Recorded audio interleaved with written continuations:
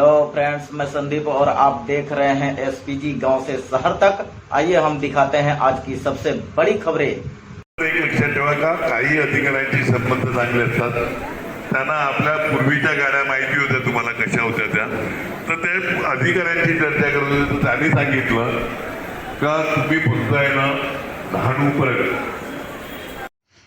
आपको बता दें कि बहुजन विकास आघाड़ी पार्टी का पालघर लोकसभा चुनाव के संदर्भ में भव्य जाहिर सभा कल शाम को जूना बीवा कॉलेज विरार पश्चिम में पार्टी अध्यक्ष विकास पुरुष माननीय श्री हितेंद्र ठाकुर जी, प्रथम महापौर नाला सुपारा और बोईसर के विधायक, पूर्व सांसद, सभी पूर्व महापौर एवं उप महापौर, सभी पूर्व नगर अध्यक्ष, नगर सेवक, नगर सेविका, सभी वर्तमान एवं पूर्व जिला परिषद सभापति और सदस्य, पंचायत समिति सभापति और ग्राम पंचायत सरपंच, उप सरपंच और सदस्य, जिला और तालुका के अध्यक्ष, उपाध्यक्ष, सभी विभागों के पदाधिकारी, हजारों की संख्या में कार्यकर्ता और पत्रकार मित्र की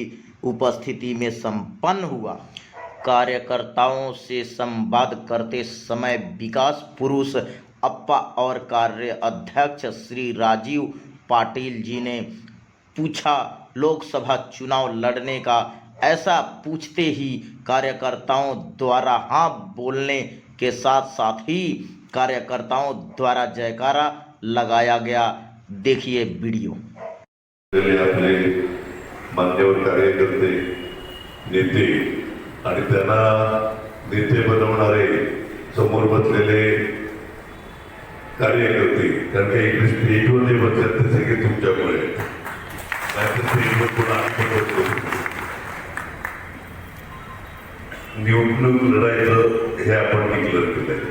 त्याच्यामुळे आता त्याच्यात शंका घ्यायचा विषय नाही का आपल्याला आपल्या जिल्ह्याच्या विकासाच्या हिशोबाने इकडे लढायचं आहे.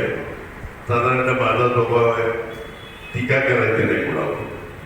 त्यांनी काय केलं याच्यापेक्षा आपण काय केलं, आपण कशा प्रकारे चांगलं करू शकतो, आणखीन काय काय केलं पाहिजे. मी तुम्हाला जर इलेक्शन लढायचं ठरलंय,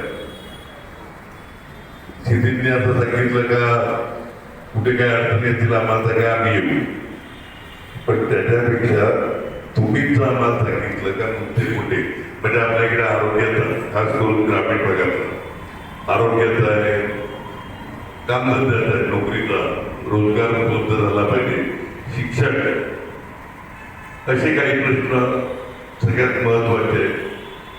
आणि त्याच्याबरोबर पाणी पुरवठा असेल, काही ठिकाणी रस्त्याच्या अडचणी असतील, अशा प्रकारचे आपल्याला नेमके कोणते कोणते मुद्दे घेऊन द्यायला पाहिजे. कारण आता इकडे स्टेजवर सगळ्यात वक्त्यांनी, खासदारांनी काय दिवे लावले आपल्या बळीराम जाधवांनी गॅसच्या बाबतीमध्ये, ट्रेनच्या बाबतीमध्ये. ट्रेनचं एवढंच आहे का मी मागे भाषण करताना बोललेलो तर मी सगळ्या पक्षाच्या लोकांना मतं दिल्या. विधान परिषद, राज्यसभेमध्ये कोणत्याही पक्षात नाही दिलं त्यातला भाग आहे.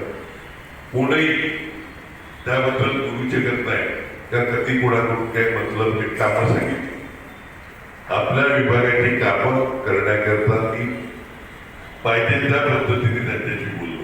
परंतु वैयक्तिक स्वार्थ, आपली 3 मतं आहेत, कोणा मला हे पाहिजे ते पाहिजे, हे धंदे कधी केले नाही, कोण बोललं नाही. तुम्ही मध्ये सगळ्यांचे ऐकले ओके ओके, आपल्याबद्दल कोण बोलू नाही शकत. चर्चा पण करू शकत नाही. या सगळ्यांवर जे काही गेले, राहिले, आले, त्यांच्यावर त्या प्रकारचे आरोप झाले. काय करतात आरोप ते करून द्या.